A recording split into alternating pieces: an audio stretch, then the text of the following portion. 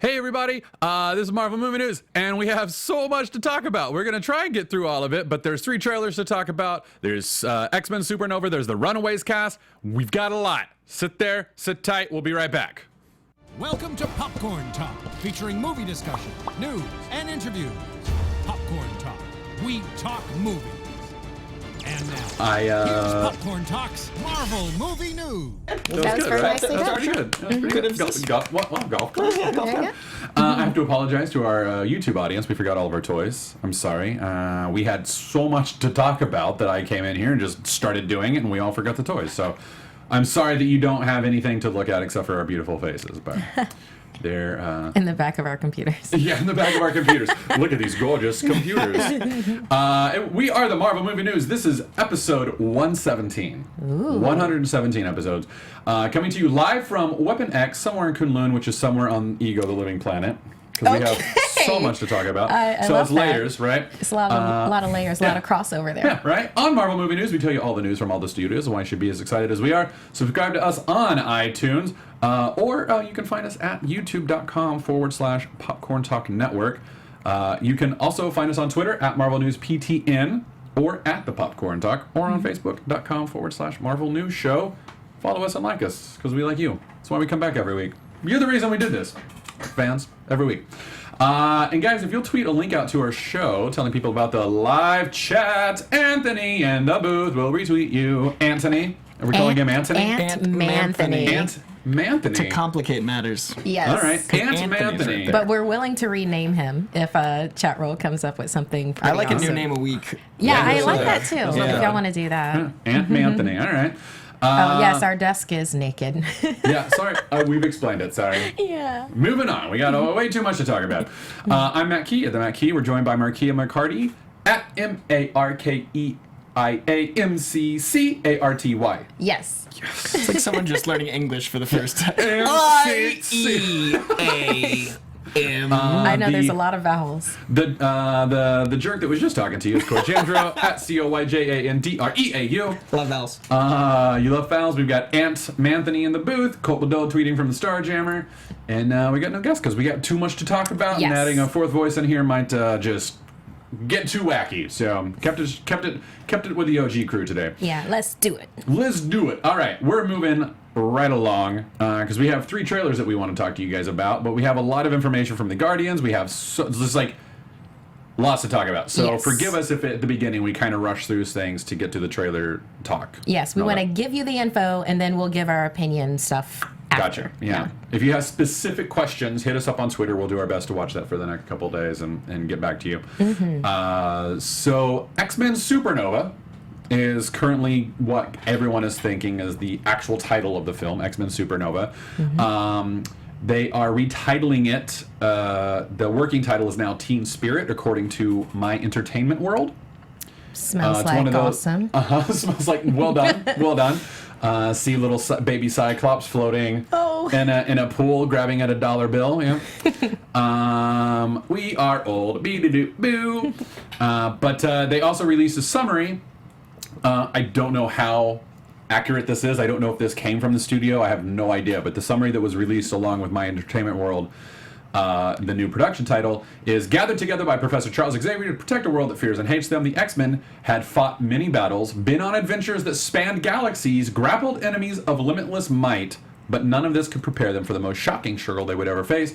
One of their own members, Jean Grey, has gained power beyond all comprehension, and that power has corrupted her absolutely. Now they must decide if the life of the woman they cherish is worth the existence of the entire universe. So, with this being Teen Spirit, there's been some speculation that this takes place in the early 90s, because that's when Smells Like Teen Spirit by Nirvana came out. An excellent time period. Excellent time period. Can't wait to see them do the 90s, because that's also when the X-Men TV cartoon show came out. Which And is, the Jim Lee art, the iconic era of X-Men. That era of X-Men. Just, mwah. And then like 1996 happened. It was like, oh, come on. Then comics just imploded on themselves and they had Yeah. to sell all the rights to the movies we love and know today. Yep. Let's not talk about 96. Yep. 96. Oh. The 2016 of the 90s. But 94 though. But that 94 though. That 94 though. Indeed. So with this being called X-Men Supernova, that is very that recalls a very dark moment in the X-Men history. Power Man 5000 album when it came out. Yeah, Supernova. yeah, It's really good. It goes absolutely. pop. Yep, stop it. We got too much to do for you To our to show be today, talking Matt? Power Man. Get out. If you're gonna do that to my show, you can skiddity bop the heck out of here, sir. Right the frick, as Groot would say, baby. Ooh, Groot. We'll get there. Yeah. We'll get there. Yeah. So in the Dark Phoenix saga, Jean Grey gets inhabited by the Phoenix, goes dark, flies out to the universe, and just blows up a star. Yeah. And it destroys an entire civilization. It was in her way, you know. Yeah, she's like, this'll be fun. Boom. So Jean Grey, as the Phoenix, as the Dark Phoenix, has the power to make stars go supernova and just decimate entire civilizations. So that is what it sounds like maybe they're trying to do.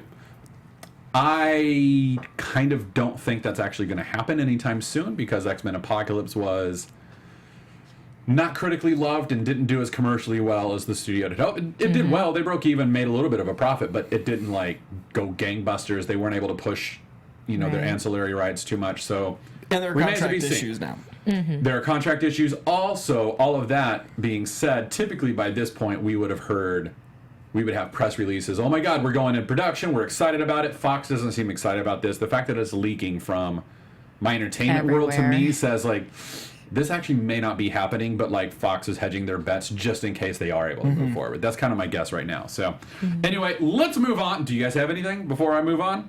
We've been hearing rumors for a long time, but we've had no confirmation, and we would by now, so keep it as a rumor, internet. Yeah. There's no Matt Key confirms here. Not today. Not here. today, internet. Not today. That was needlessly violent. The internet has been nothing but kind to me. Key confirms extra aggression. Now, this is very exciting, at least to me. The Runaways casting was announced. And I think this is fantastic.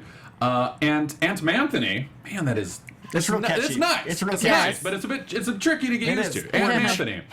I need you to hang with me real close here. I need to see a picture of Rennie Feliz, who's playing Alex Wilder. Can you pull that up for us real quick so we can see what this gentleman looks like? Oh, perfect. Okay, well, this is Rennie Feliz. He's playing Alex Wilder. Alex Wilder is described as a loud and proud nerd.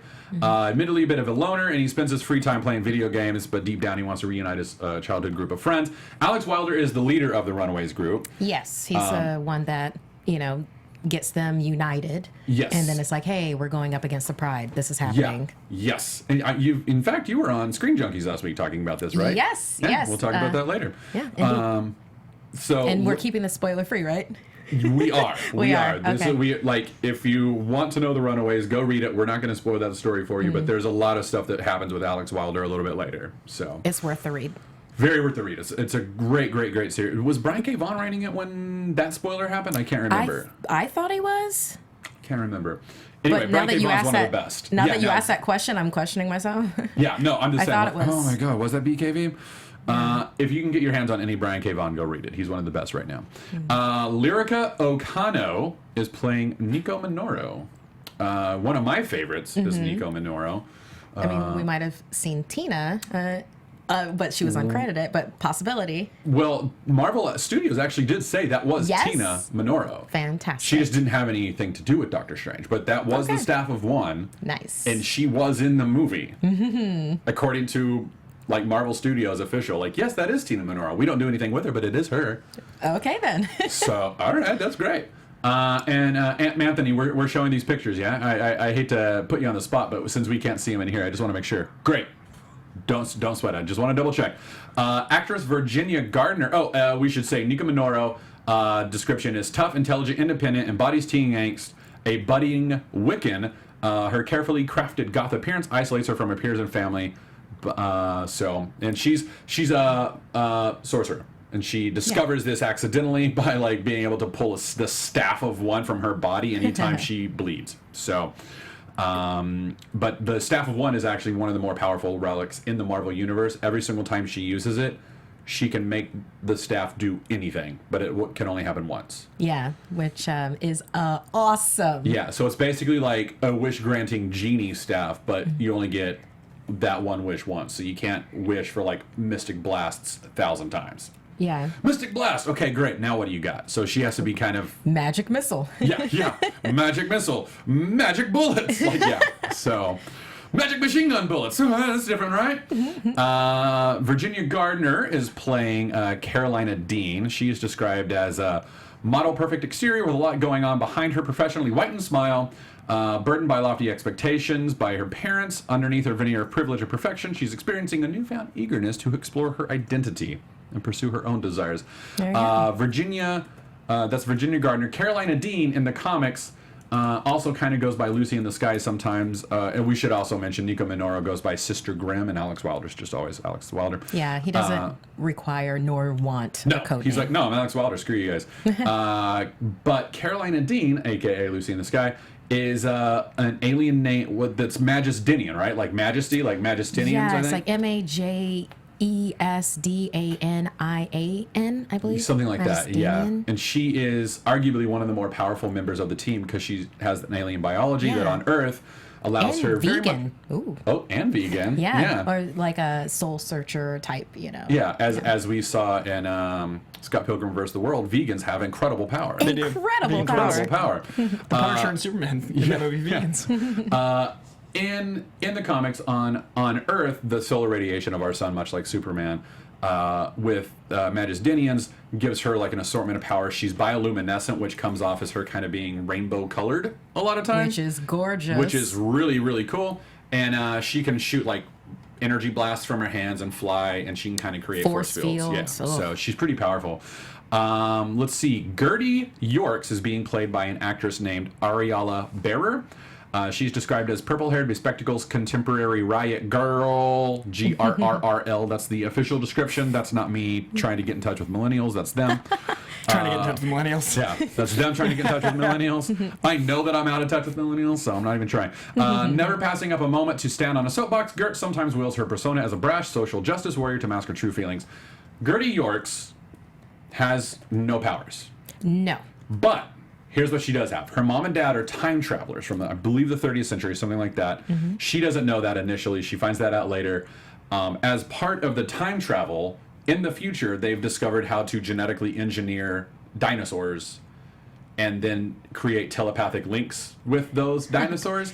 So she actually has a telepathic link with her dinosaur. She calls herself Arsenic, and she calls her dinosaur Old Lace. The old Lace is a Deinonychus, which is basically like a giant velociraptor. Yeah. So we get a dinosaur. Man, I want a dinosaur so This is bad. the budget of the show going to have to be with bioluminescence and dinosaurs. Dude, I I know. don't know. Like Hulu better have that because this is their big flag. It's going to have to be the big flagship show. This is their chance to be a bigger network to show their force. And what's the show that came out on Hulu recently? Handmaid's Tale. Handmaid's Tale. Handmaid's It's Tale. That looks great. like super intense. It was the number one. It's the number one book right now. Is it really? Yeah. So everything's getting hyped. Yeah, I read it. It's a great book. Yeah? Yeah. Sure. Who wrote that? It gets you. Oh, I forget. Margaret Atwood, I think. Who wrote the That Poison sounds like Bible. that sounds- Yeah, that's That pretty sounds, good. sounds right. I was a literature major. So yeah, anyway, I'm excited to see what they do with that, and I think Hulu is really starting to put I think they're trying to make, obviously they're trying to make themselves competitive with Netflix and Amazon and all that. So And the path was great. And Marvel's taking over everything. yeah, they really are. Every network wants a Marvel. We get all the Marvel. We get all the Marvels. You get a Marvel. You get a And Marvel. like Cloak and Dagger, we finally have casting for. That's moving forward with ABC Family and stuff, or Freeform, whatever it's called now. Anyway, so we've got bioluminescence and dinosaurs so far. But wait, there's more, because there's also an actor named Greg Sulkin who's playing Chase Stein. Chase Stein is kind of the heartthrobby, really handsome jock of the group. He's described as a lacrosse-playing high school heartthrob. Many write him off as a dumb jock, but he exhibits flashes of untapped brilliance and engineering, not unlike his wildly successful fathers. Again, we should mention the key thing about the Runaways is that they are the runaway children of a group of evil scientists and adventurers who are trying to take over the world, and they call themselves the Pride. Right. So like super villains. These Like are the super children villains, yeah. of super villains. This is really awesome. Yeah. This is great. There's two evil mutants, there's time travelers, there's Dinosaurs. brilliant scientists and adventurers and engineers. and there's some hard-hitting storylines too. There really are. There's like death, there's resurrection, there's like Yes. time traveling for them. Transference happens. Yeah, there's some gender identity issues that happen later on. Like, they tackle a lot of stuff, and for this to be on Hulu, I'm kind of excited about, because it means, like, yeah, we're trying to get the younger audience, but we can kind of actually afford to maybe go a little more mature, and I think that's exciting. So Chase Stein has something, he ends up inheriting kind of these things called the Fisticons, which are basically like the giant, the things that Crossbones has in Civil War, like robotic fists, but he has like magic missiles, and or not like missiles and flamethrowers and stuff on it. He also has X-ray specs. Because he's a teenage boy, and he has X-ray goggles. And he falls in love with one of the members of the group, but I won't say who. Read the comics. Read the comic, because I don't want to spoil anything. And then, finally, Allegra Acosta is playing Molly Hayes / no longer Hayes, Hernandez, which I think is exciting. And she is described as the youngest and most innocent member of her friend group, is known for her peppy positivity and a deep yearning to belong. So, why I say the / thing at the beginning there, in the comics she was known as Molly Hayes. She was just like this little 12-year-old Caucasian girl, but now they're calling her Molly Hernandez, which gives me the like the idea that yes, they're going for, like, full on for like a Latino identity, which I think is desperately needed, and I'm excited for it. Like, to get some like race in here and everything. So, but here's my. So Molly is incredibly strong, like can lift a cement truck over her head strong, even though she's 12. It's always really funny to see like this little girl like, where do you need this giant bus? You know, I sure do love it. I can help you with this. That's always fun. It's always a great moment in the comics when she does that stuff, or when someone hits her and she doesn't move and they break their fist, you know. But she's a mutant in the comics. And her parents are mutants, like powerful telepathic mutants, I think, if I remember correctly. Are they going to say the word mutant? So here's the question. Ooh. Because Marvel TV and Fox are working together now. They've got Legion coming out tomorrow. And all of the trailers... Yeah. Did I just blow your mind, Koi Boy? It's tomorrow? Tomorrow, brah. Yeah. Clear the day. Yep, clear the day. It's weekly, though, isn't it? Yeah. Okay, so I'll just clear 12 hours to watch it 12 times. I guess so. if you feel so inclined. Instead of my binge Netflix, I'll just rewatch Legion. Yeah, but that'll have to be on Thursday, because you won't be able to binge it tomorrow night. Like, it airs tomorrow night. So you're not going to have it tomorrow morning to watch. I know. I ruin everything, Goy. Thanks, you should know that by now.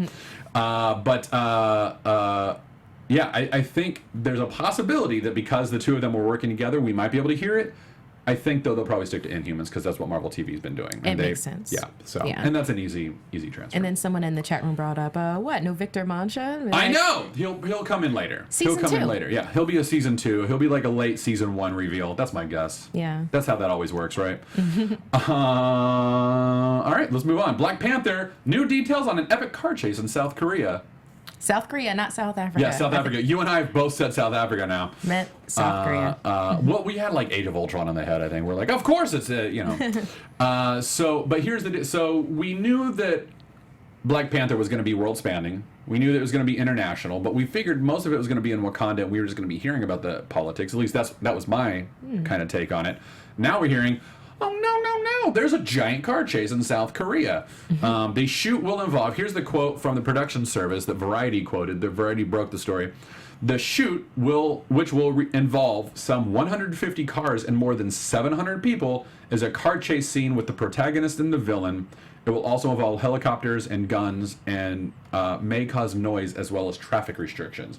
I'm going to go out on a limb and take out the may cause and just say will cause. Yes, I think that's noise and traffic restrictions. Definite. That's pretty definite.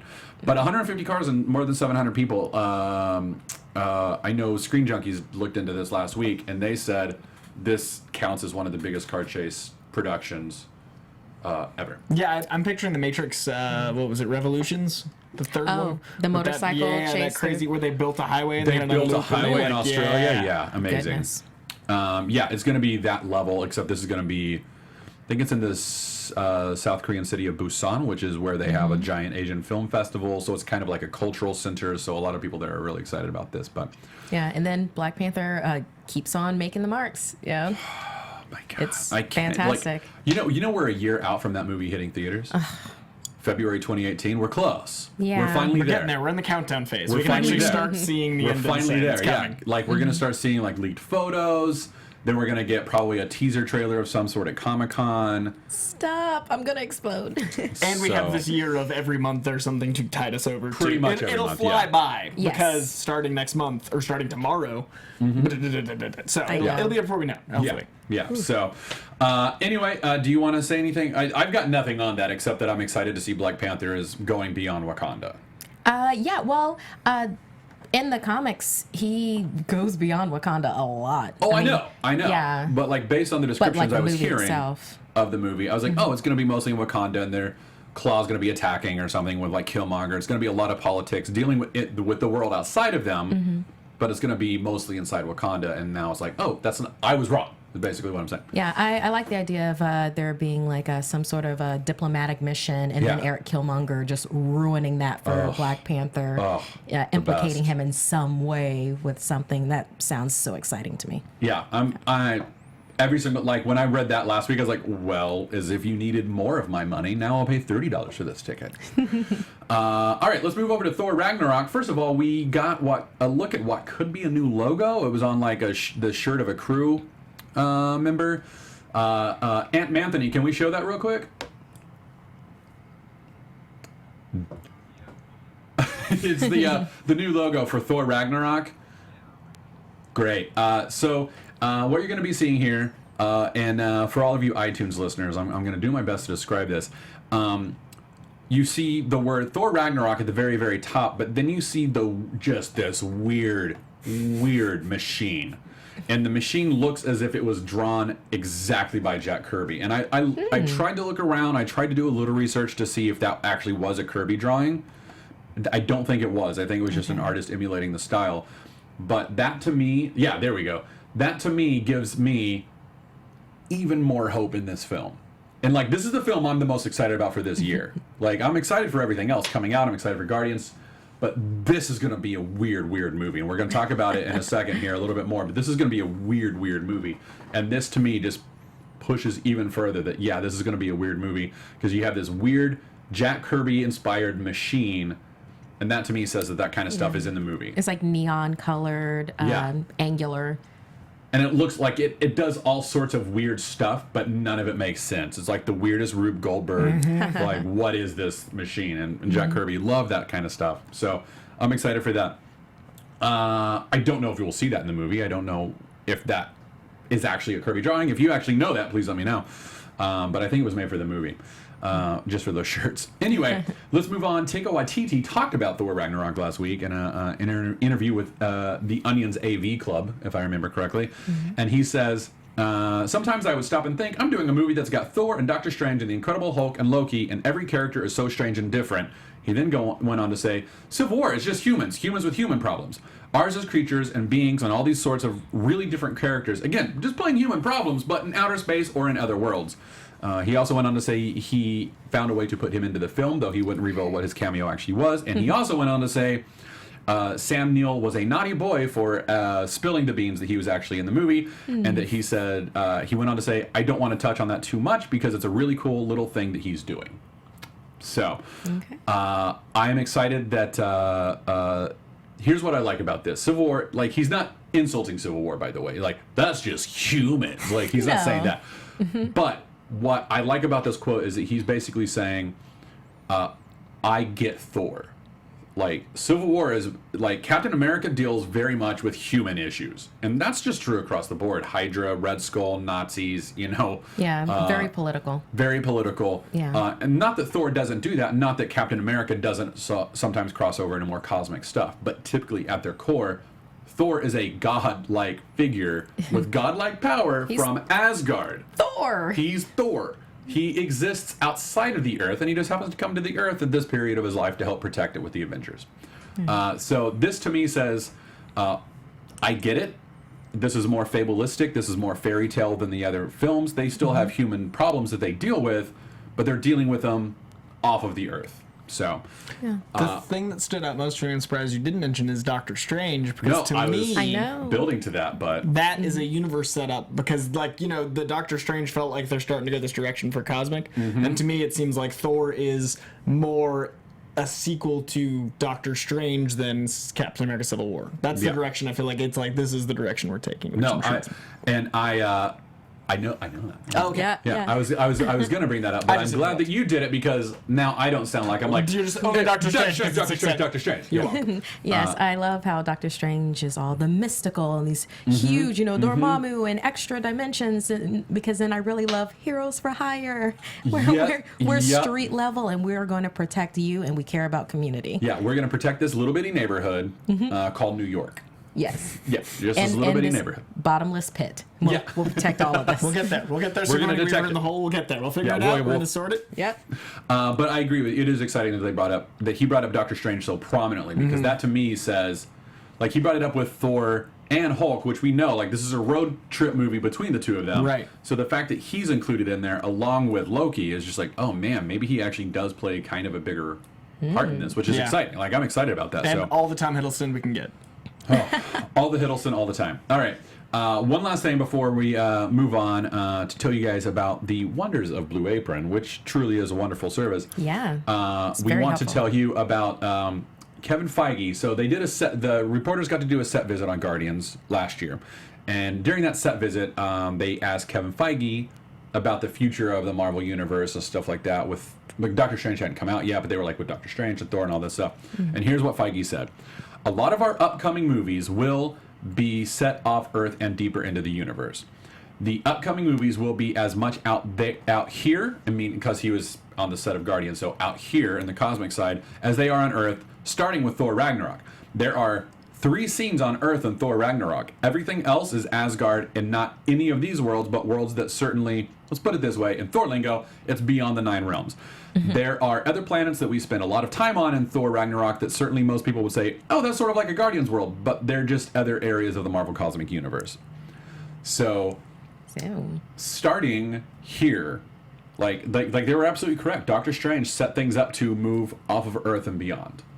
And that's kind of exciting, right? Yes, absolutely it is. And then plus we have that dimensional element that is going to be awesome in that. And it's like once you believe in multiple dimensions, of course you're going to believe in everything that Thor has, because that happens in one dimension. Yeah, it's like they kind of built a vocabulary for themselves. Like they were like, okay, you understand simple sentences like Iron Man builds a suit of armor, and that is science. And now you understand a little bit more of now you understand a question mark, because now you get like, oh, the 9 realms in Thor and magic kind of exist, but it's science that you just don't understand. And then they expanded and expanded and expanded. And then the lines in the sand keep on going, and you don't know where you started, but welcome on this journey. Yeah. And before you know it, it's like, oh, I now get that we are tripping through the universe into weird different planets, and that there are multiple dimensions that we can also access. Who doesn't want to open their eye? So I'm very excited for that, to hear that Thor's, because what's coming after Thor? We've got Ant-Man and Wasp, which is probably going to explore the quantum world a little bit more. It will have to. It'll have to. And like, what if there's an entire microverse? Like, what if Ant-Man and Wasp is like half the movies in the microverse in some capacity? Like, and they discover that the Wasp is there, and they save the Wasp's mom, the Wasp. That would be fun. Then you've got Captain Marvel coming out after Infinity War. We've got a big Infinity War thing to talk about a little bit later too. So speaking of all that, we should get moving on. But I'm excited. There's a lot to be excited for. We've got like 10 years of more. Yeah. And we're like halfway through the plotted Marvel universe to this point. Yeah. This is ridiculous. What we get? How did the nerds win this big? So big. Because we've been trying for so long. We've been trying for so long. You can stuff us in the lockers only so many times, jocks of the world. We can take your Captain America with foam ears, but we'll come back. We'll be back. I like our 1980s bully references. Speaking of bullies, Blue Apron is not a bully. Blue Apron is a wonderful and beautiful service that brings food directly to your door so that you never have to leave the house. That was a beautiful segue. It was a weird segue, let's be honest. Speaking of not bullies. Not bullies. But I'm going to read off this sheet because I want to get the facts straight. Right. But we've all tried Blue Apron. Yes. We all love Blue Apron. Like, it's an amazing service. I think you're the latest one to have done it. What did you get? Oh, it was a number of things, but the thing that I really liked was there was this chicken burger. Yeah, and I was like, wait, what there's a was this? chicken burger? Yeah, That there was sounds like this amazing. chicken burger thing. It was fantastic. I put all of it on Instagram if you want to look at my Instagram for it. Dark Thin Mints? Actually, my Instagram is my name, at Markia McCarty. What is Darth Thin Darth Mints? Thin Mints is my Twitch and is also my Snapchat. Oh, all right. Well, we're getting off subject. Let's talk about Blue Apron. Okay. Yeah. No, Blue- but it was gorgeous. It was such good food. Great. Yeah.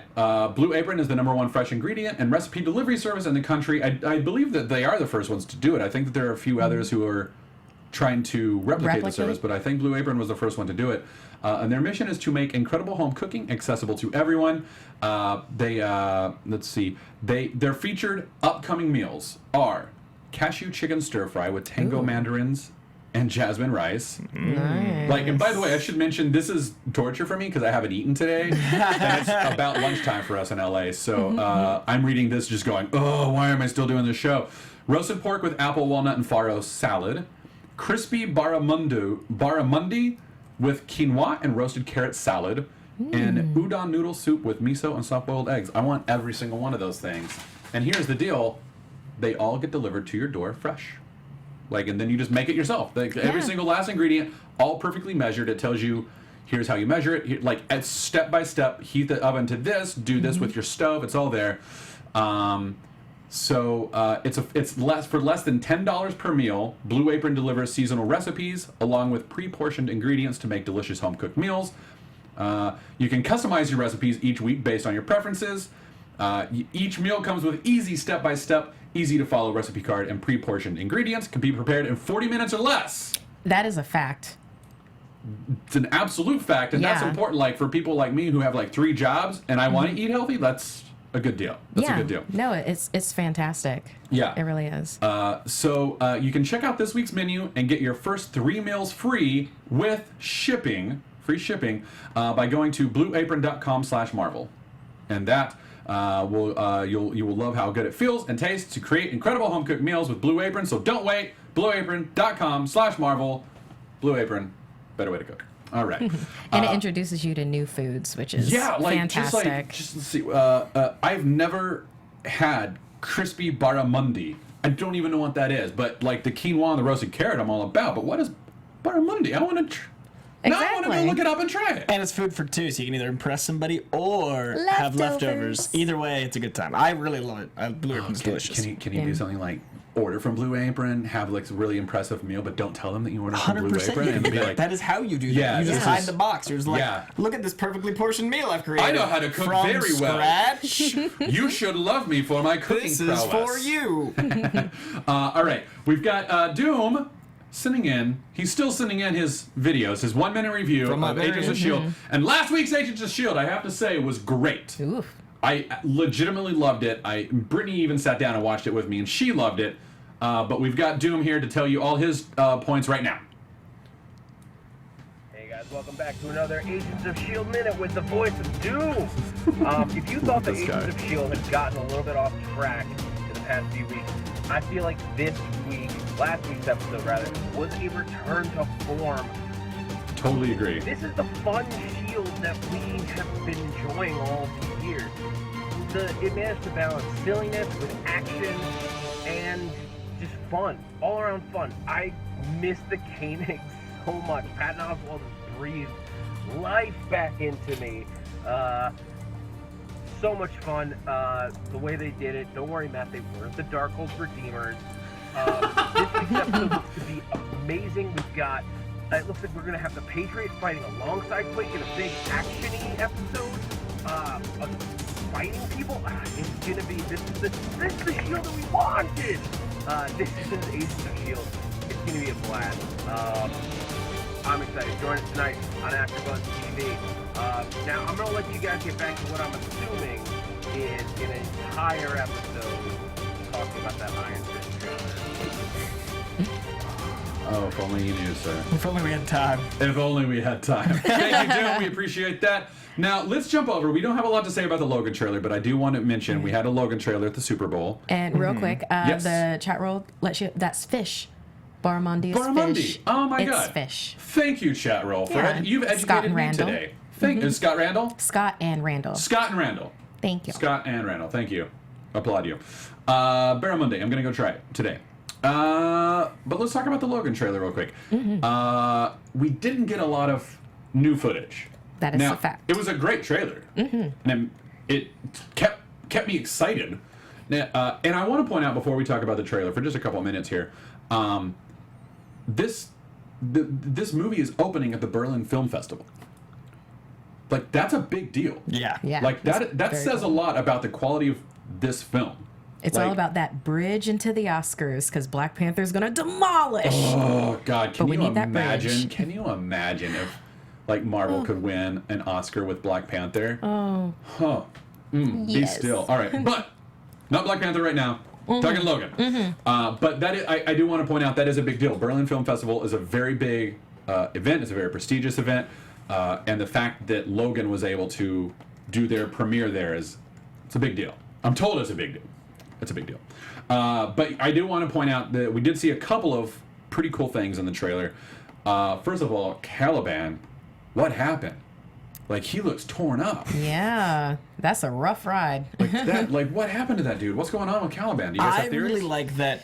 Oh, this is a tangent within that. The Caliban has been hinted at, but this is the first time we've fully seen him in motion. We've seen stills, we've seen like the shadow, but like it's a month out, and this is the first full shot we have of him. And I also like that this trailer was 70% stuff we'd seen before. Yeah. I still don't. I get a gist of the movie. We don't have the full shape of it, and it's a month out. So I just Fox once again marketing. Thank you, because that to me is full hype. Professor X looks really rough. Oh, there's a lot going on there, and none of it's good. Yeah, none of it. Like, that poor man. Like, he is getting beat up in this. Yeah. Like, it looks like everyone gets beat up in this. And the fact that they're doing, like, a street level, like, one of my favorite things that I've heard about it so far is that the 40 minutes that they showed, like, 6 weeks ago or whatever it was, someone leaving that told the director that what they loved about the movie is that this is a Wolverine they could run into on the street. Nice. I like that the Wolverine is like right there in front of their face then. Yeah. I saw a 1 minute scene where it's him like dealing with some guys trying to rob this farmer guy. There's like this scene that got leaked, and it's that minute is the minute I've been waiting since '99 for. Like, and it was a minute. I've seen 1 minute of this movie, and that to me was more Logan than we've ever had. Wow. And that's all I want to see. That's the last clip I'm watching until March 3rd, because that to me was like, oh, all my hype has been justified.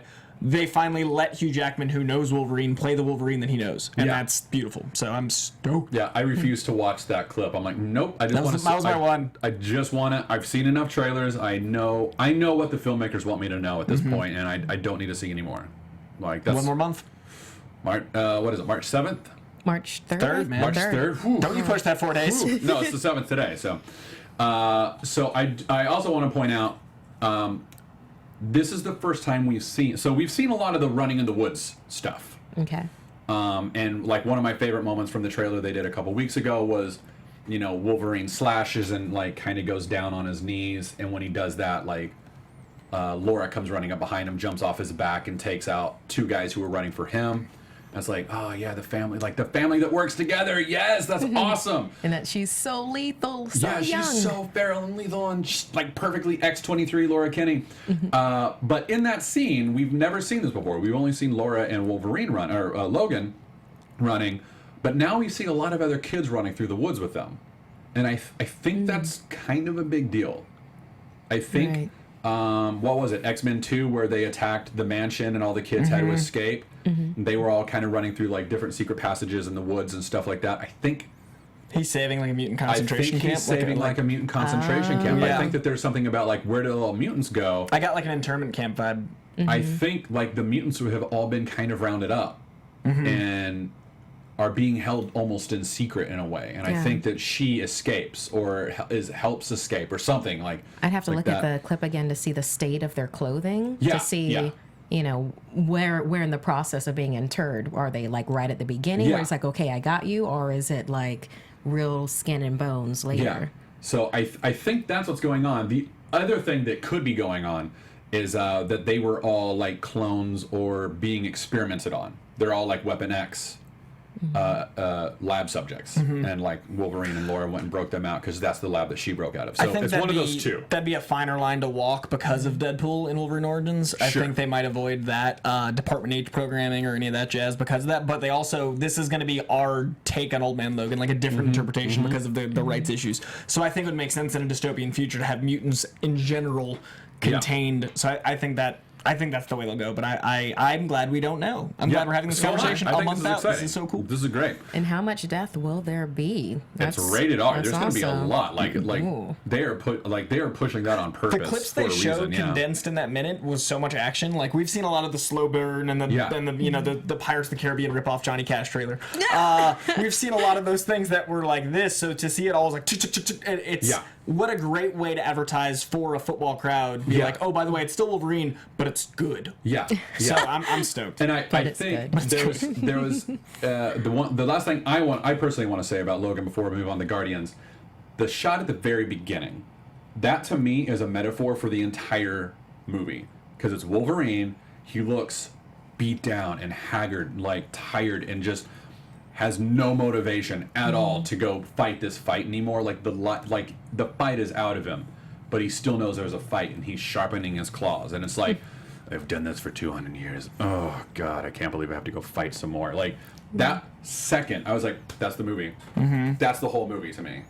And we still haven't seen a single frame of Sinister.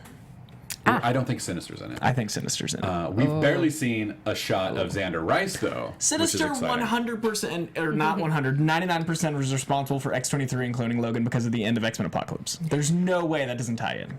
I'm sure it does. I just don't think we're going to see Sinister's in it. Hopefully played by Bryan Cranston. Oh my God, that would be amazing. Oh, you know he wants it too. Yeah, he if they kept Bryan Cranston to wraps and he just like shows up in Logan, I'll be like, Fox wins. That's full Shia LaBeouf clap. They can kick me out of the theater. I don't care. I'll just do it. I'll just be there. If they pull that off and they do it well, oh my God, I will be like, what? You know what, Fox? You have redeemed yourself. Yeah, there's your Deadpool Logan 1-2 punch. Thank you. Yeah, you're good. You've redeemed yourself. Yep. Well done. Well done. Cranston. You've cut back up. Okay. Secret Cranston. I like that. Secret Cranston. All right, I want to move on to Guardians, but do you guys have anything else you want to say about Logan?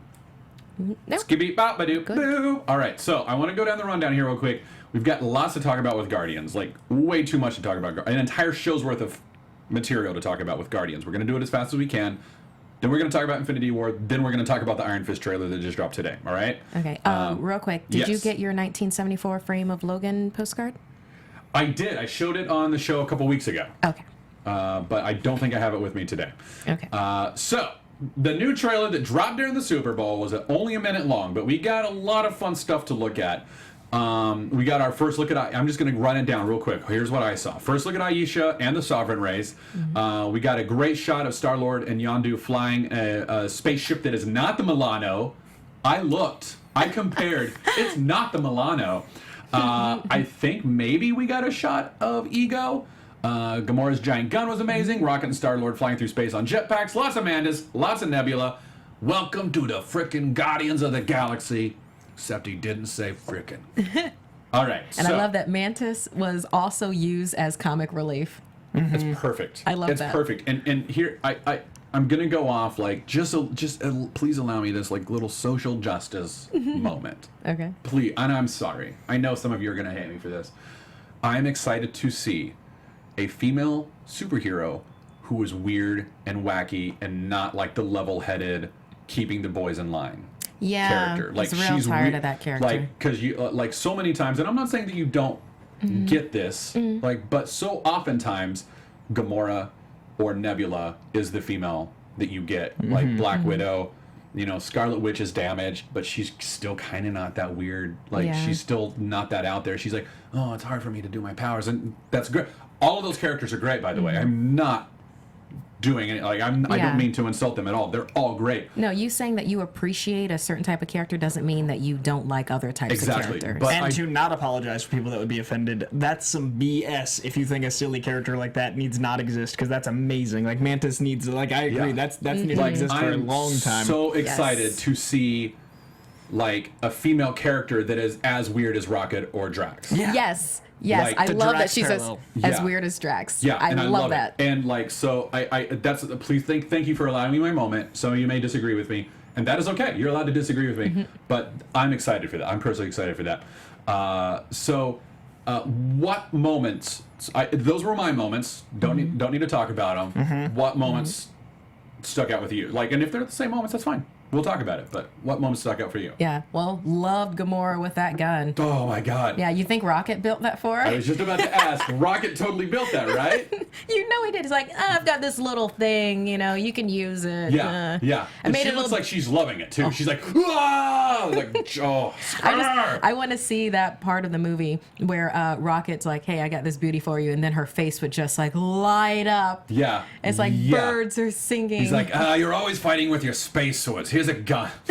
Okay. Like, I will use this. I'm deadly with guns too. Yeah. Can't wait for that. I love, from a film fan perspective, that was awesome from Drax, because that was originally another line, which shows the level of improv they let Drax do. So the comedy from Drax, clearly there's alternate takes, because that scene was in another trailer with him on his knees yelling. And Like you spacists or something he like yelled that. something about the spaceship, and this time he yelled that was awesome, which means to me that we're going to have a lot of improv and a lot of variety from Drax. And clearly Drax is a big point of comedy in this film, like the unbutton is Drax and everything else. So I'm excited to see where they go with the comedy, because this is a sequel to a movie that shouldn't have existed. So they also gave it more. The amount of freedom he had in the first one was insane. The amount of freedom they had in this one, like, this movie is just banana sandwich. Like, there's no rhyme, reason. Matt, like, you love these characters, we've met them, we've had the origin. You introduce one or two new characters, including a living planet, and then see what happens, see what shakes out. Like, I can't wait to just walk into the theater going like, oh, that was 97 minutes of just, I didn't know they could do that. And that trailer was that for me. So I'm stoked. That was a full minute of blah, blah, blah, blah, blah, blah. Yeah.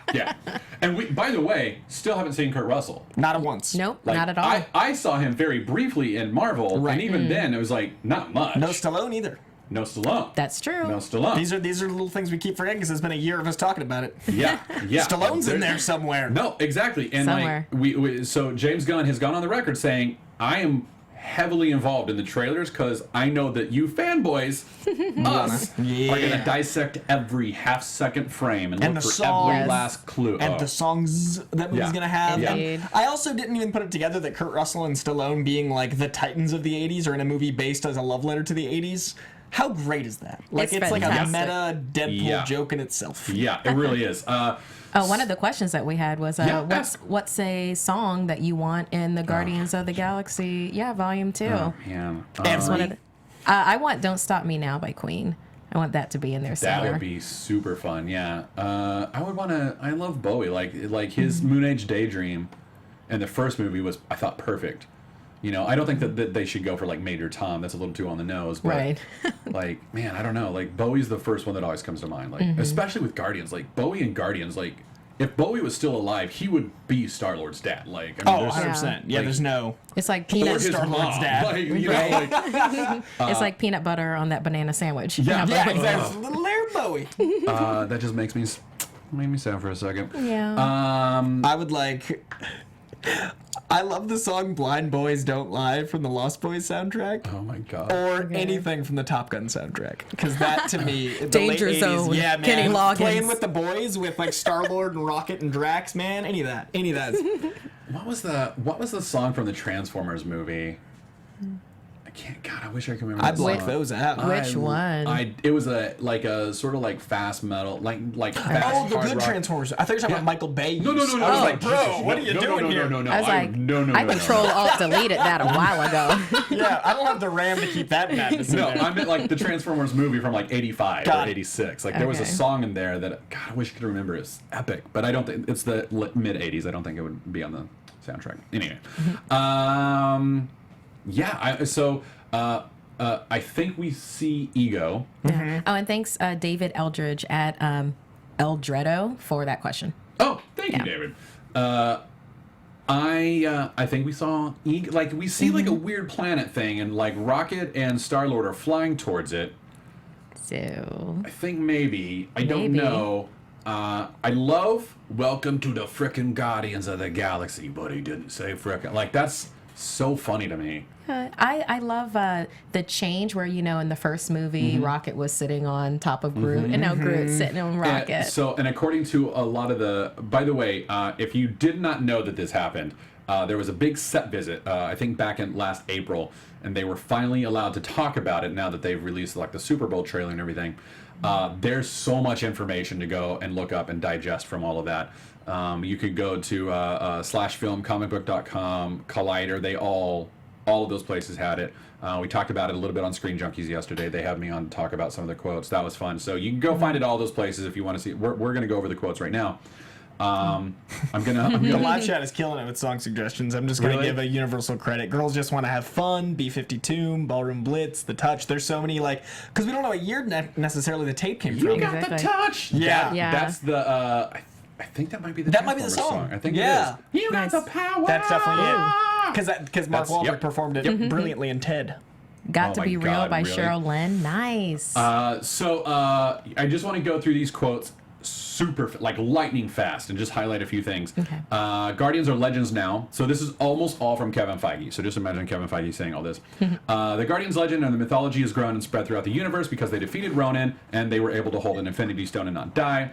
When we first meet them, this is big. When we first meet them in the beginning of the movie, they're on a place called Sovereign where they've been asked, in parentheses by the Sovereign, by the way, that's my information.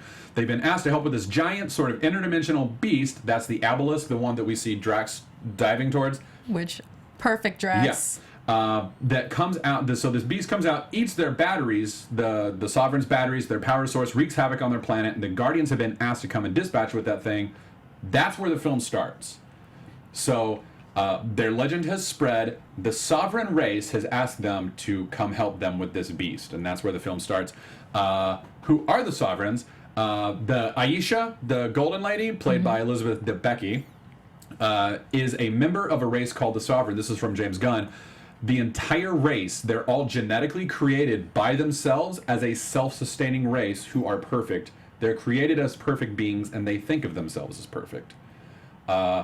Now, here's Which exists in science, so... exactly. Now, here's why this is exciting, because this is exactly what happens in the comic books, except it's not a self-sustaining race.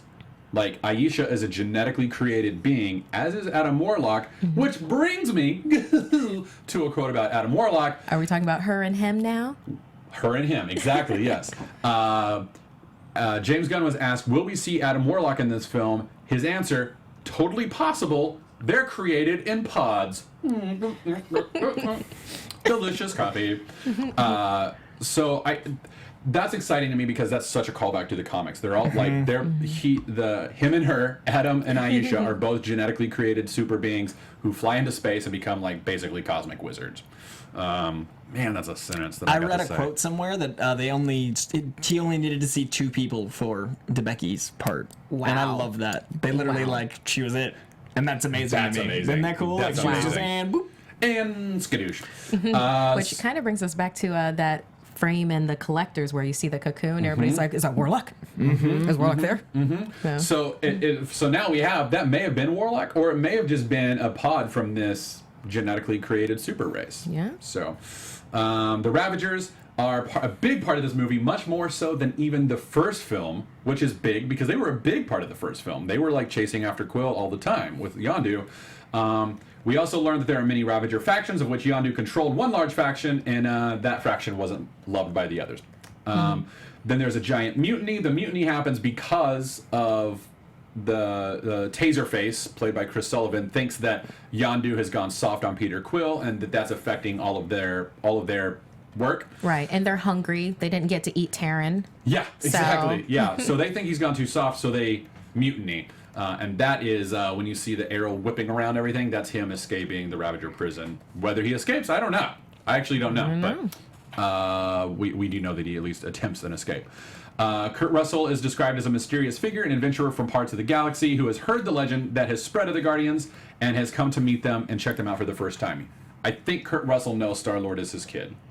I think he hears Star-Lord held a power gem. This guy Star-Lord named Peter Quill held a power gem, and he's now leading this team called the Guardians. I think that's my kid. I'm going to go find out. Yeah, he's like, oh crap, my kid's not dead. Yeah, so my kid didn't die on Earth. All right, interesting.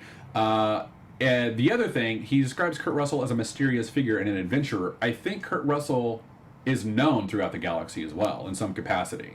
Like, I think the universe, like the whole galaxy is like, Who's this weird adventurer guy that's what? always around? Someone Who's this named- weird mantis lady? Someone named Ego is known around Yeah, the galaxy. exactly, Make right? sure people know him. So I don't think we have time to touch on anything else. But I do want to say, and this is perhaps the biggest quote for me. We don't know what the villains want in any of the footage that we've seen. We just know that the Guardians exist and they're doing something. That's the footage.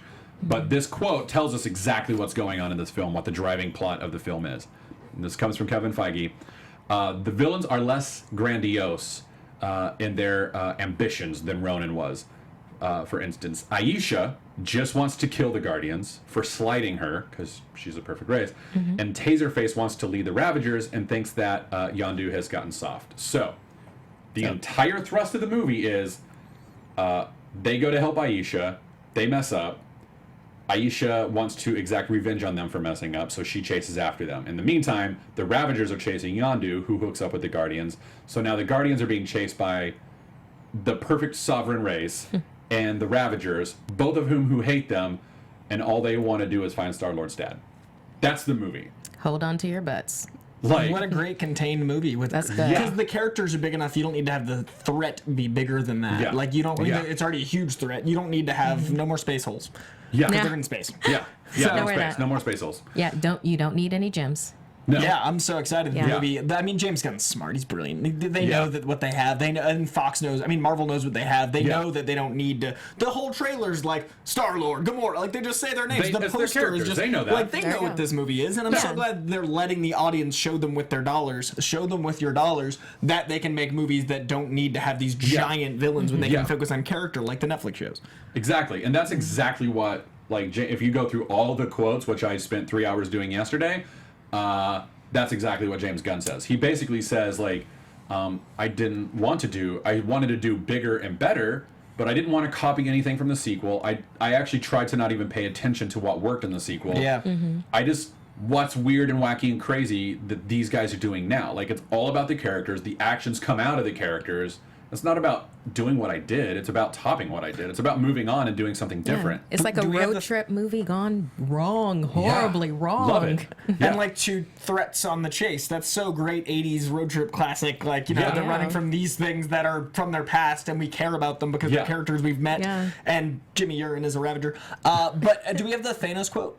We do. We do, okay. 'Cause That's that- what's coming up next. So my tangent into that later is basically I feel like Kevin Feige reads us when we say, hey, you're doing great except your villain problem and your score problem. Like, Yeah. there are good scores. Like, a fan corrected me that last week I was talking about the score problem. He was talking about how great the Avengers score is, and he is a or a music teacher, and him and his entire class of saxophonists played the Avengers theme as like one of their thesis projects.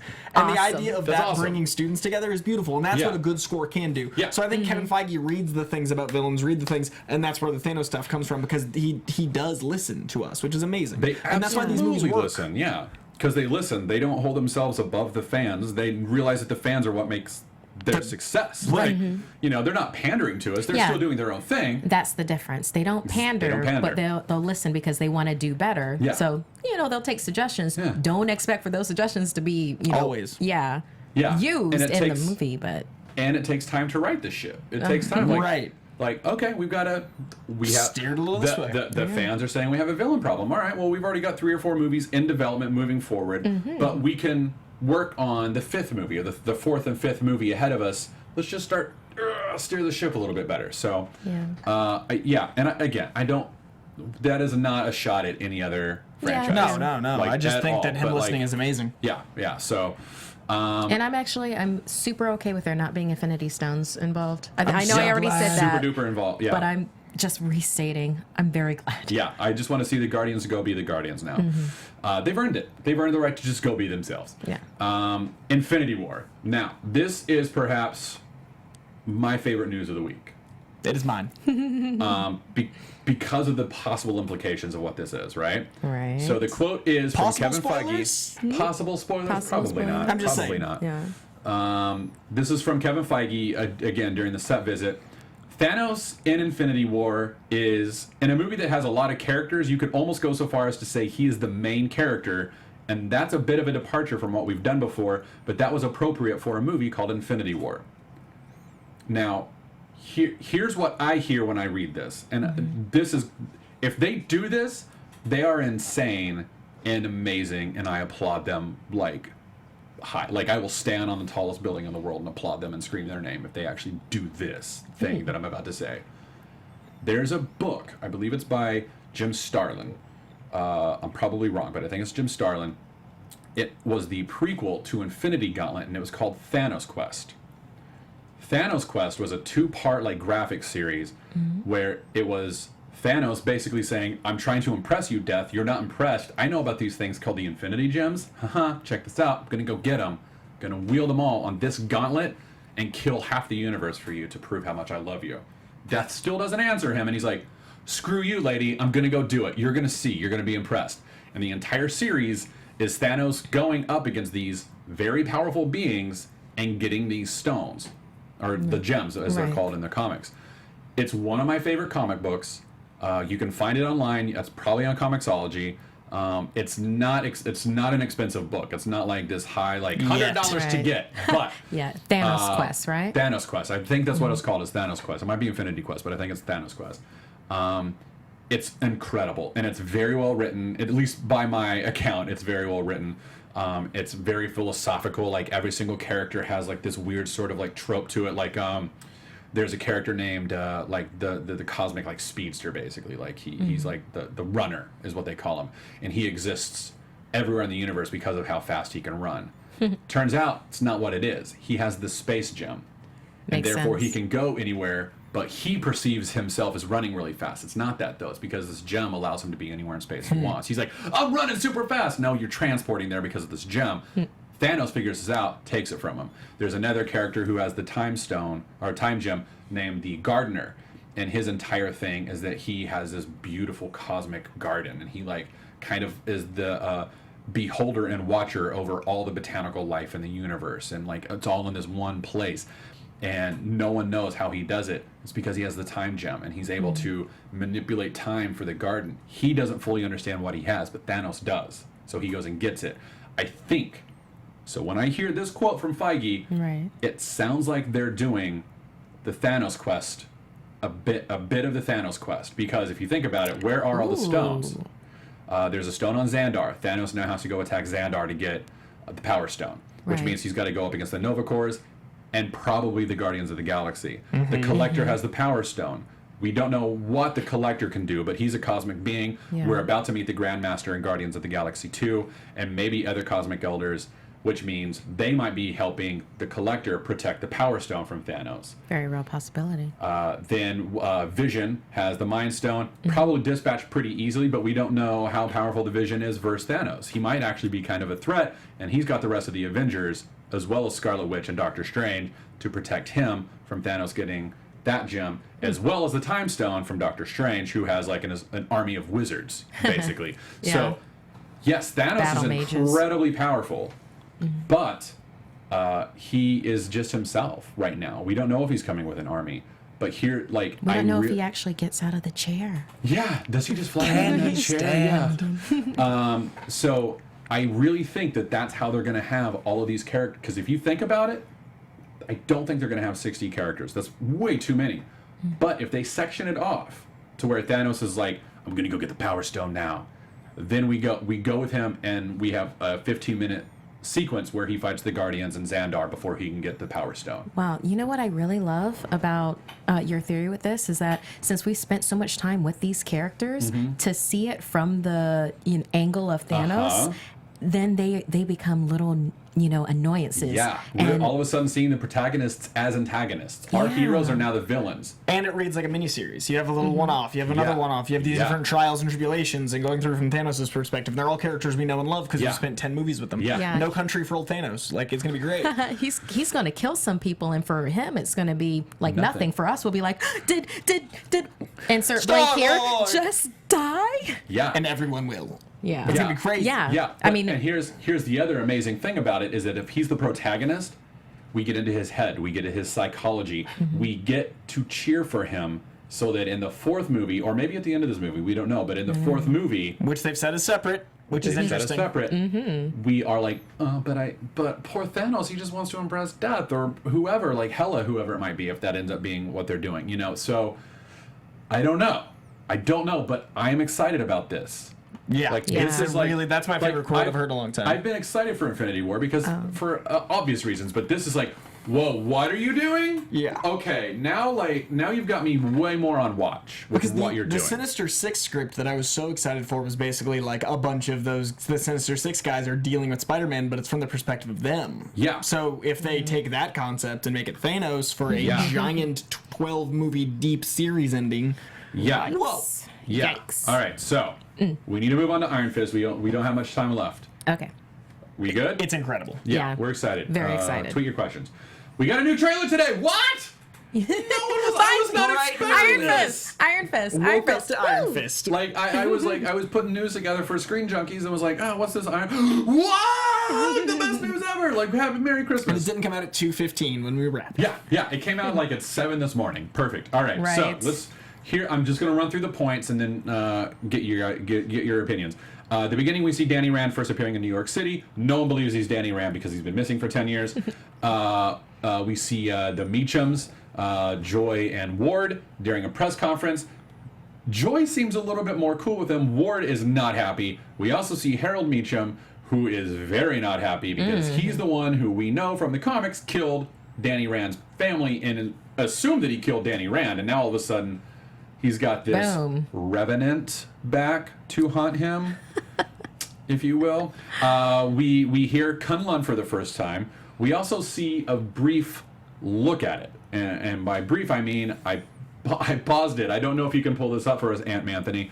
I've got it in the rundown here. Oh, good. It's the mountains, but you can see kind of like a little tiny green valley in it. Ooh. It's very hard to see. But if you look closely, there's a you can see once every 10 years. Yeah. And I think that they're pointing out like this is Shangri-La, this is Kunlun right here. They say Kunlun. I've always said Kunlun, but it's Kunlun, I guess. We see a lot of Colleen Wing, much more than we saw in the teaser from October. We see her with a katana. And we see her in her white outfit, which is exciting. We see her battling in that white outfit. We hear Madame Gao say, "This is no place for Danny Rand. The city is no place for Danny Rand." And she seems to be talking to Harold Meachum. She does. And we hear Harold Meachum saying, "Rand is my company." And we also see, it seems to me like Joy Meachum is kidnapped at some point. And the biggest one, to me, the biggest moment is the shot where it says, "This is the answer for which you seek." And underneath that note is the symbol for the steel serpent. Yeah. And then at the very end of the trailer, he goes, "Well, I've got the power of the Iron Fist." And she's like, "What is that?" Rosario Dawson's Claire Temple. "What is that?" And then we cut to that shot of him. And he hits the floor and shockwave. Iron Fist! So excited. I'm so excited. I'm excited. I hope it's good. So. Yeah, it's great that they dropped this now. It's like, thank you for having a month out the pop. Yeah, it's about time. Netflix. All right. I just went through the list. What stuck out to you guys? Well, I love Claire Temple. Yeah, I love that she's the Nick Fury of Netflix. And she is not the Agent Coulson. Someone tweeted that at me. She is Nick Fury. She's through Nick and Fury. Through. Yeah, I agree with that. I'll get behind Nick Fury. I also love Madame Gao. Like, I forgot how much I love that actress when she popped up. I was like, oh! Like, there was an actual moment of, yay! Yeah, I cheered for that too. And here's what I'm excited about with Madame Gao is the connection to Daredevil and the connection to the Hand and seeing her talking with Harold Meachum. That to me is like, we're probably going to see the Hand. We're probably going to see Davos the Steel Serpent. I think Davos the Steel Serpent died in Kunlun because that's what happened in the comics. And I think Madame Gao brings him back to life because, again, that's what happens in the comics. And I think all that resurrection stuff that they've been doing in Daredevil and Daredevil 2 with the Hand, I think that's what's happening. And I think Davos is going to appear in the second half of the series, and that's going to lead Iron Fist to be like, oh my God, what is the Hand doing in New York? And what are they... This is bad, and that's going to lead into the Defenders. That's my take from this trailer. I like that. I want to know whose blood was on Meachum's face. Yeah. It's like, who'd you kill, dude? Yeah. And I don't remember him being quite that violent in the comics. Like, he's like another Kingpin character, according to this film. Yeah, or I mean, this trailer. in the trailer, they actually had him, like, going, like, a downward motion at something, and then you got the shot of the blood in the face. I'm like, you're a stone cold killer. Yeah. Okay. I thought it was just, STK. espionage and, well, you probably sabotaged a jet because they're doing that kind of origin. He's a killer, certainly. Like, he's killed the Rand family, and I'm sure he's killed other people, but, like, he was never bloody violent, at least to me, like, as far as I can remember, Yeah, getting your hands dirty was like, ooh, okay. You are dangerous, sir. Yeah. Whoa, yeah. I also I think Ward Meacham is against Danny Rand. I think Joy Meacham is with Danny Rand, and I think she's actually attracted to Danny Rand. I think that's the love relationship. I think that's the I don't think it's Colleen Wing, because it wasn't in the comics, if I unless I forgot one. But I don't think they were actually ever lovers. I think that they were just like super duper best friends and worked together and were great allies. Yeah, I don't believe so, but I only really encountered Iron Fist when, he got into Luke Cage's world, and then him and Misty Knight. And the Fearless Defenders and everything else, I think seeing her fight was my favorite part of the trailer. Yeah. Like, to me, that was the standout. Now, I will say, like, we here love Marvel. We love our Marvel. We love our Netflix. They do very little wrong, in our opinions. But I'm a little nervous about this trailer. I'm very nervous. And here, like, I liked a lot of what I saw, but there's one thing that I did not see a lot of, and that is Danny Rand fighting. I saw Iron Fist, and I saw punching, and I saw a little bit. Yeah, Colleen Wing's but got we it. saw some great stuff from Colleen Wing. We didn't see a lot from Iron Fist. Now, it's entirely possible that they're keeping that for the show, which I applaud them for, and I hope that that's true. But I also know that I've read a few quotes from Finn Jones and a few other people saying, he's not a martial artist. And he basically had like 2 months to get into shape for that. And he's gone on record saying, it was really tricky. It was like learning a dance, and that's how he treated it. And that's fight choreography. That's fine. Like, it's going to be hard to find a dude who perfectly embodies Finn Jones or Danny Rand. Yeah. And it is a kung fu master. Not everybody can be Tom Holland. Not everyone. Not everyone's born to play the character. But it does make me a little nervous that this is a martial arts film, and we've got without a martial artist as the lead. Yeah. No, a little bit. Mm-hmm. Marvel can pull it off. I know that they can. Marvel does incredible things, and I think I'm probably going to love Iron Fist. Right. Yeah, especially if they do any kind of, any kind of homage to the Iron Fist costume. Yeah. Which they kind of did, actually. Yeah. But it was like there was a shot in Kunlun with him. Oh, with it on? No, not with this, but he had like his sort of like gi on, and he was like the robes. Yes, and it was ragged. And it was like ragged and yellow and green, like, and I was like, I'm excited for this show, but I feel I was a little more excited for the other ones, and I feel like perhaps Lady Gaga at the Super Bowl was more Dazzler than he is Iron Fist. Wow.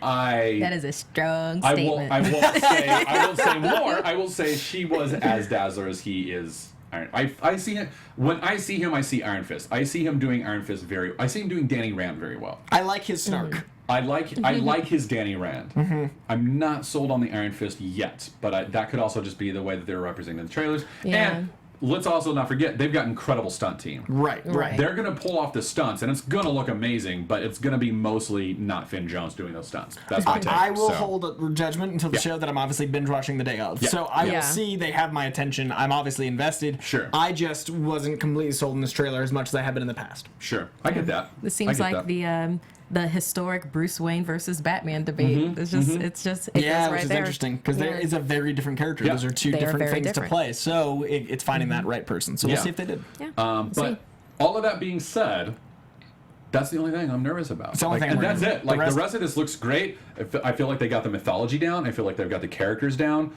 It feels like the writing is very strong to me. And I'm excited to see like how this interacts with the rest of I feel like this is going to be like the linchpin for all of the Defenders stuff, like the Hand, all the corporate stuff that's been going on, like, because you've got so many of those elements all mixed into this one thing with this one character, and I am very excited for it. That's just my one, like, a little nervous.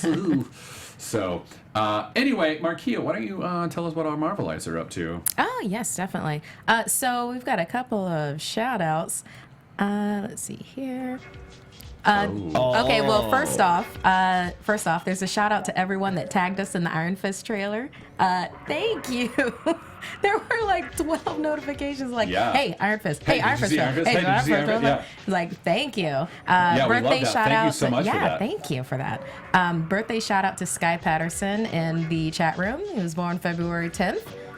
Happy birthday, Happy Sky. birthday. And now we've got some sexy birthday shout outs that Mr. Coy is going to handle. And I'll be back up.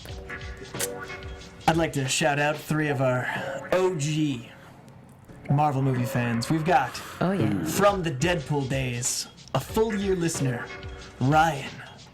Freaking the streets, Ryan Street. Oh, yeah, baby. Happy birthday. Happy birthday. I hope at some point you say you're a freak in the streets, just because I enjoy that. I would also like to give a very, very, very sexy shout out to longtime friend of the show, one of our classic, like one of the people I think of whenever we're in the live chat, Langley M. Neely. Langley, a very sexy birthday to you. Happy birthday, our friend. And last, but certainly not least, we have the gentleman who turned 50 last month and had a wedding anniversary. I want to shout out to our good friend, Todd Kaplan. Very sexy birthdays to all of you, and I hope it is a glorious month because it's about to be a very marvelous year. Happy birthdays. We love you, babies. Yeah. So much love. Sexy birthday shout out hour. Okay, so quick question from @no_AMM_. Do you think because of Runaways getting picked up by Hulu that they will do Young Avengers? I really hope they do because I love Young Avengers. It can bring up the LGBT subject into the superhero world, which I think will be great. I don't know. I don't know that we'll see Young Avengers on TV. That feels like it's too big of a show to do for television. Maybe I'm wrong. It would never get picked up by HBO because that's Warner Brothers. Right. They would be the kind of, I mean, maybe Netflix could do something like that, but they're so invested in the Defenders universe. I don't know. Here's what I think is going to happen. I think Phase 4 might bend towards Young Avengers. I can see that as a possibility. I mean, I think they're loving Marvel. They're loving everything Marvel, and it seems like they're going a bit younger with it. Yeah. Which is good. Go ahead and grab some youngins. So I think, turn into us. I think we will see Phase 4 lean towards the Young Avengers, and maybe I don't know how they'll do it. They would probably have to start introducing that stuff in Infinity War, one of the 2 movies. But I think that it's entirely possible that we'll see like a Ms. Marvel and a young Nova like Sam Alexander and Miles well, maybe not Miles Morales, but Patriot. Wiccan, stuff like that. So I would love that. Yeah. From Randall Lassini, he was in the chat room. Hi from Melbourne. What role would you cast Neil Patrick Harris in Marvel MCU? Koi cast, go. Yeah, Neil Patrick Harris. NPH. To me, he'd have to be something like a deity or something powerful, something. Flagman in the Inhumans. The guy that protects. I know what you're talking about. Right. Like, I love him with the weird flags. Yeah, because he's so like he's got like a puck, very presentational. He's got a puck vibe, and he's certainly like he's like a Shakespearean character to me. No, I totally and get it. NPH is a Shakespearean actor to me. I see Flagman would be a lot of fun. It would be. I just don't want to waste Neil Patrick Harris on Flagman. That's not a waste, sir. They're barely. If they do any Flagman, he'll barely be in it. The Inhumans need every bit they can get. They do. I agree, but I don't want to use Neil Patrick. Like, who's a big character that he could do? Could he be Mysterio? He could, but I don't know if his voice. Wow. That would be very cute, though. It would be cute. It would be which might super not. cute. It depends on how they want Mysterio. If Mysterio's an opening villain, sure, because especially with the magic and the presentation and all that jazz, that could work. But it might come across as I think Mysterio would need to be a little darker. Sure. I haven't seen Series of Fortune events yet, but even that feels like a big levity. So I was thinking Flagman because of the levity. Mysterio could work depending on which tone. This is a weird one. You got me on a Spider-Man tangent. If NPH could play Dark, and this is very strange because of his like physicality, Vermin. Vermin? Like from what was the Spider-Man when he died? Kraven's Last Hunt. Kraven's Last Hunt. That's what Right. I could see him playing something like fully feral. I could see him going like, if he's not going full possessed, because the easy answer would be something like Sam Rockwell did in Iron Man. The easy answer would be something that like is just a guy that wears suits and is charming. That's what I don't want. That's why I was thinking because he can do more. Yeah, he can do a lot more. Neil Patrick Harris played really he played pretty dark in Ben Affleck. Yeah, that's why I was thinking Vermin. Something that's like something that gives him a chance to like dive into something. Because he was almost like an American Psycho kind of. That's why I was thinking Vermin. It'd be something that he could literally be animalistic and something he could really dive into. And he's so thin and he's so like his phazicality and magician. Man. Totally. Swarm. Marvel's with a German accent. Yeah. He is made of Marvel's favorite villain, Zaz. Spot. Chat roll is loving him for Sentry. I think Tim Coogan said that first. He's not big enough to be Sentry. I like his character for Sentry, but he doesn't look big enough to be Sentry. You don't think he'd like build it up? I see McConaughey or like or Armie Hammer. Yeah, Armie Hammer would be Armie perfect Hammer for is Sentry. Yeah, but I don't see him as. But that is interesting because his character would be good for Sentry. It would be fun, but I don't see his frame, his body. I don't know. Like he's very thin. That's why I was thinking Vermin or one of those characters, even Carrion, something where he gets to be dark, something where. And I love Spider-Man, so that's what my brain is. A couple of people said Carnage. I see Carnage as a little less charming in the traditional sense. Carnage has a southern hickish charm that I see. There's no charm to him. To me, for Carnage, there's no charm to Carnage. He is just cold-blooded. I see like Walton Goggins and that kind of Carnage. I see Carnage as like a Michael C. Hall, Walton Goggins, scary. But there's a charm to that fear to me. But I don't. MPH is the wrong kind of that for me personally. Paste Pot Pete, that's great. Oh my God, he would be great. So or like good. Stillman. Yeah. See, but I think Flagman, since that's actually happening. They're not going to do Flagman. We'll see. They're not going to do Flagman. I'm just telling you right now. All right, move on. We've got to close out. How are we on time? Let's give it like another 2 or 3 minutes. 2-3 minutes. Yeah. Okay, then a question that was asked in the chat room. Chance IV, I have a question for you. I'm loving the cast for Black Panther. However, do you think they are overloading the talent? Would love to hear your thoughts. No, I don't think you can overload. I don't think you can do that. You can't overload talent for Black Panther. No, I mean that would be like they overloaded talent for Civil Ocean's War 11. or Ocean's 11. It's an impossibility. It's such a big movie. It's such a big world with so many dynamic characters that if anything, they're doing it a great service. Yeah. Now the only thing would be like if all of those huge A-list names were big characters, but they won't be. Like Marvel knows how to. Balance. They've proved that they know how to do the balance thing. So, I mean, I feel like they've proven it, but. MPH's Madcap in Deadpool 3D. Yeah. I like that. I like that. Yeah, I don't think they're overloading it at all. I'm very excited for it. Yeah. You know, it was the same thing with like Doctor Strange. It was like, wait, you've got how many incredible actors? Like, you know, so yeah, that's my thought. Yeah. Plus, it's a character that can easily go boring if they don't have the right actors saying the right word. It's a political thriller. So many political thrillers went wrong because they didn't cast actors that had enough gravitas to say the politics. Yeah. This movie is important. It's something that is about important things. It needs actors that can handle dialogue that is heavy. Yeah. So I think they need to go that direction. Yeah, totally agree. All right, one more. Okay, and then just a comment to close it out because this was fun. Joey Moda, Moda at Moda Roland. Earpiece, sir. It's been a while since we've given Marvel movies news, something fresh. Responding, fine, here's Iron Fist. That's how it goes. That's how it goes. Yeah. All right. Well, that's it. I mean, it's an hour 20. I think that's a good long show. 80 minutes. Yeah, I think that's I think we did it pretty well with all the news that we have. To everyone in the live chat, I saw a barrage of birthdays pass at once. A universal and just merry happy birthday. If your birthday was anytime this week, next week, last week, we love you guys. You're why we're here. So happy birthday. Enjoy them. See friends, see family, do awesome stuff. And every day should be as important as a birthday. So just live because you might die tomorrow. So do stuff that's awesome every day. Yeah, happy birthday. Agreed. Coy, you got anything coming up?